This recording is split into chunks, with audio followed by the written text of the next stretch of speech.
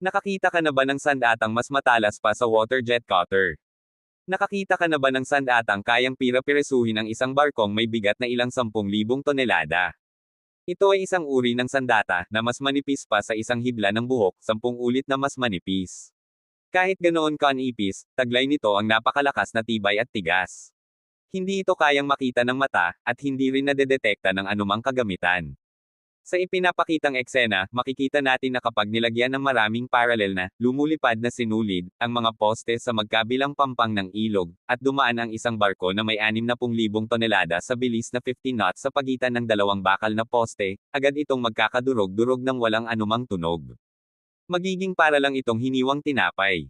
Anumang tamaan ng mga lumulipad na sinulid, maging tao man o kahit anong matigas na bagay, ay mahahati agad na parang keso.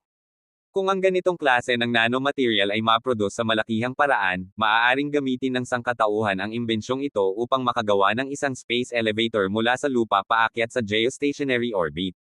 Sa ganitong paraan, makakawala tayo sa gravitational pull ng mundo at madali tayong makakaabot sa kalawakan malapit sa Earth. Maaari tayong magtayo ng malaking defense system sa kalawakan na nakapaligid sa Earth na magsisilbing proteksyon. Kapag may barkong galing sa ibang planeta na tumama sa mga nanothread, ito ay agad na mapuputol-putol at mawawasak. Siyempre, ang teknolohiyang ito ay ipinakita lamang sa sci-fi series na The Three-Body Problem.